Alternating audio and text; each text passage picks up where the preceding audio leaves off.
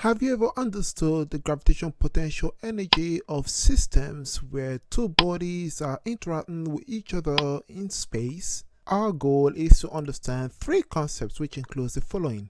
First, you're going to understand the work done required to move two objects and separate them from each other. Second is to understand the potential energy that holds a specific body to a central body.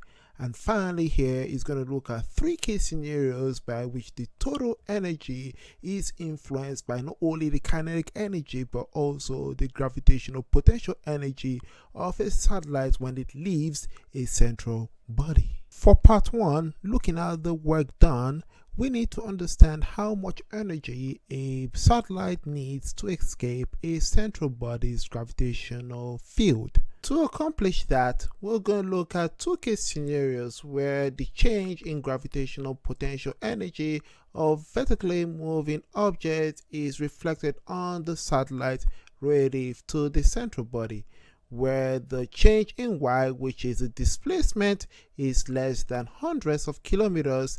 This is a product with that of the gravitational field constant and the mass of the satellite. This change in the gravitational potential energy has a gravitational field constant whose condition is relatively constant vertically, where it is less than hundreds of kilometers. However, where our displacement is greater than hundreds of kilometers, which is infinite distance apart between two masses, the change in our displacement by that of the gravitational field constant and the mass is not valid. Remember that since the universal gravitational law is the magnitude of the force of gravitational attraction between any two bodies, we see that there is an increase in separation between center of the two spheres.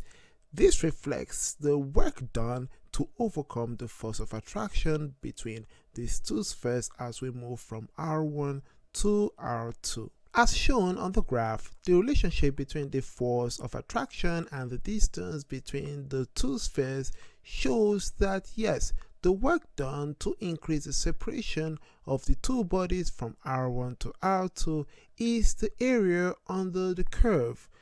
This is the change in the gravitational potential energy from R1 to R2.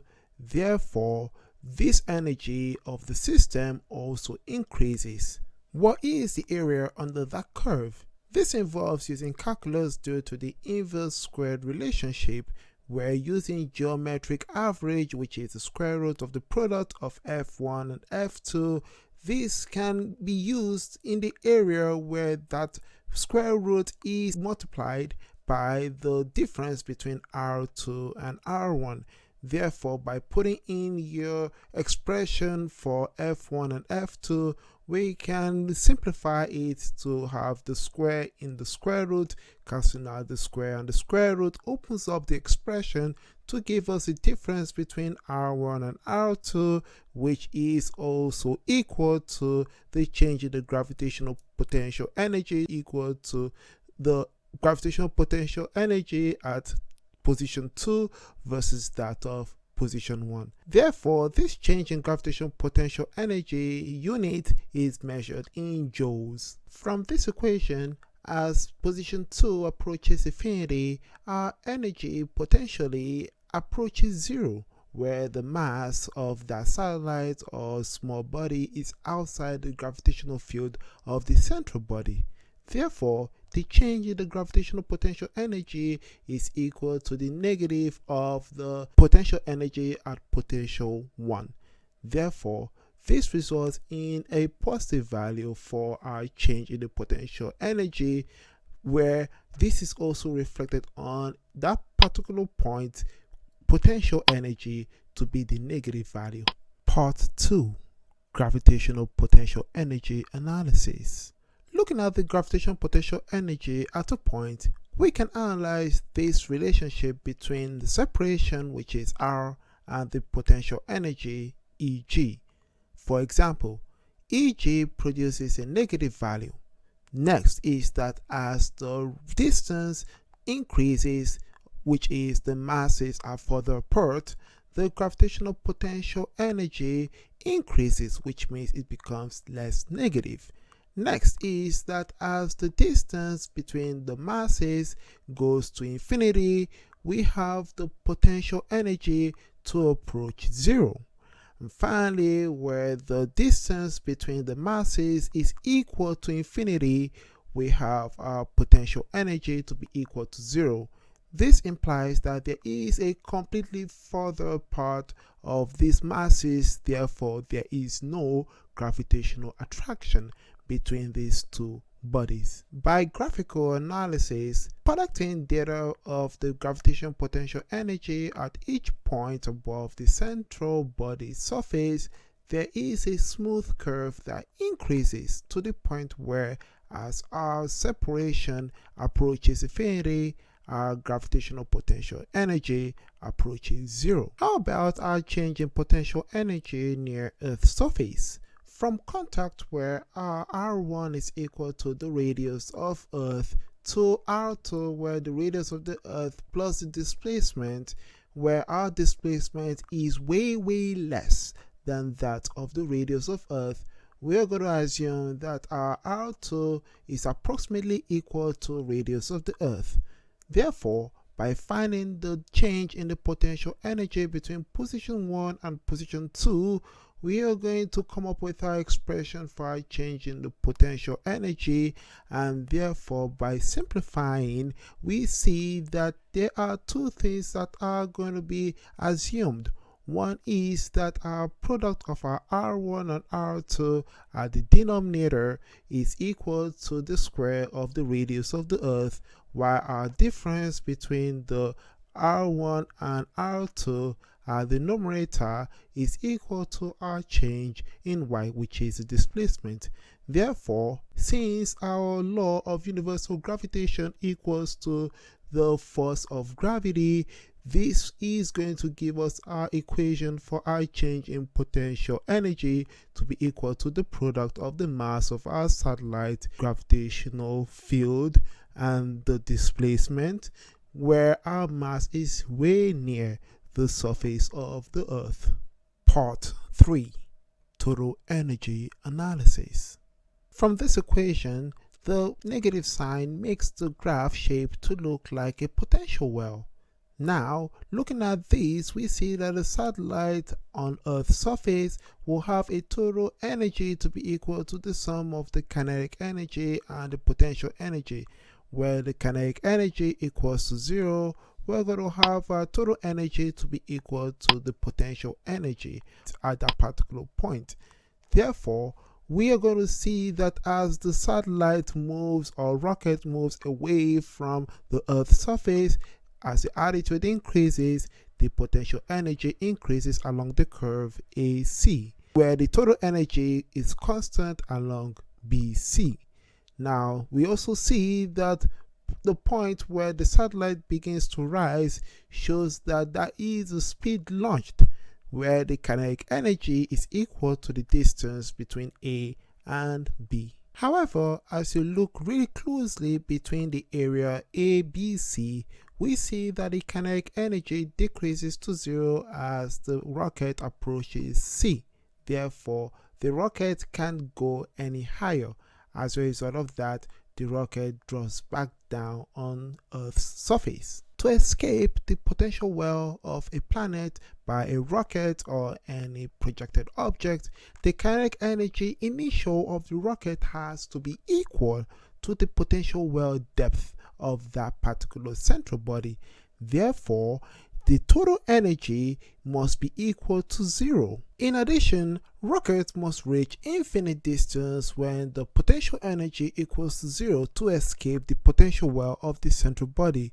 Where the universal gravitational law equals to 0 and the rocket remains at rest, mathematically we can assume that the total energy is equal to the kinetic energy plus the potential energy, and this must be equal to 0 to escape the potential well of Earth.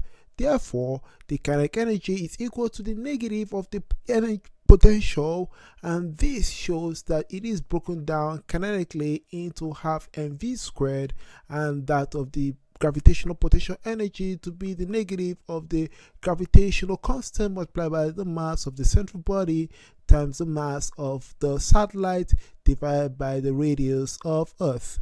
In this case here, we are assuming that the radius of the Earth is achieved because the satellite is at rest on, or the rocket is at rest on the central body. Therefore, to break down our velocity, which means we're solving for velocity, our velocity here is equal to the square root of 2 multiplied by the gravitational constant multiplied by the mass of Earth, in this case the central body, divided by the radius of the central body. This v represents the escape speed, which is the minimum speed required to project a mass m, which in this case the satellite, from the surface of the central body to just escape the central body's gravitational field. This reflects directly to the escape energy, which is the energy required for the satellites to escape the gravitational field of the central body. On the central body's surface, the rocket is currently at rest. Therefore, since the kinetic energy is equal to 0, the total energy of the rocket on Earth's surface is equal to the gravitational potential energy, which is a negative value. As soon as the rocket lifts off, the relationship between the kinetic energy and the gravitational potential energy have 3 possible conditions: 1, greater; 2, equals; or 3, lesser. As a result, we will explore the 3 different outcomes or implications of these conditions. In addition, when the satellite or rocket is in orbit, the total energy will have a combination of both the kinetic energy and the gravitational potential energy. Since our kinetic energy is in terms of the speed, we can express the kinetic energy in terms of the gravitation through the equivalence between the net force, which is the centripetal force, and the universal gravitational law when the object is in stable orbit. By substitution, we will arrive at the total energy of an object in terms of the gravitational constant, the distance between the 2 bodies, and their masses, therefore re-expressed as half of the gravitational potential energy, which is the binding energy. Figuring out the binding energy on the gravitational potential energy distance graph, we see that as the rocket is positioned at an orbit r, its gravitational potential energy from the potential well results not only half of it for the kinetic energy of the rocket at that orbit, but the other half of it for the energy that bound the rocket to the central body. Now back at the 3 conditions. What are the outcomes between the kinetic energy of the rocket and the gravitational potential energy? First condition is where the potential well of the central body relative to the rocket at rest is expressed as Eg, when the rocket is provided with energy that is equal to the gravitational potential energy but opposite in sign. The total energy is equal, which means that the rocket's kinetic energy equals the gravitational potential energy.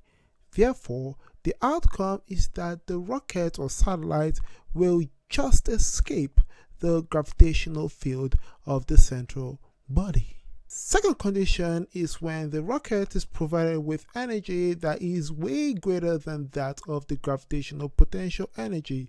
The total energy is greater than 0, which means the rocket's kinetic energy is greater than the gravitational potential energy.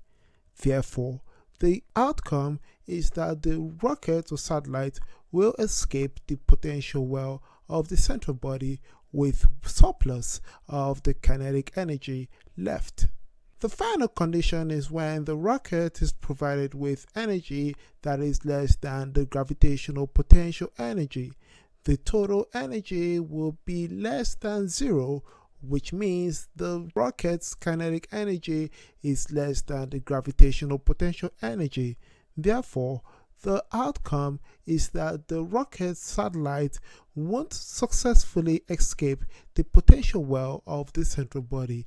As a result, drops down on the central body's surface. In summary, we were able to first analyze the work done, which is equal to the change in the gravitational potential energy when a body is moved relative to the central body. Secondly, we analyzed the relationship between the gravitational potential energy and the distance between two bodies through graph and mathematical analysis. And finally, we derived the total energy of orbiting objects and the effects of kinetic energy has on escaping the potential well of a central body by launching a rocket. I hope you actually found this very informative. Please hit a comment down below. Let me hear your thoughts about this. The show notes are actually found on our website and illustrations. By that way, you can get so much diverse resources for you to effectively be successful in understanding this concept. All the same, stay smart as always and believe in yourselves.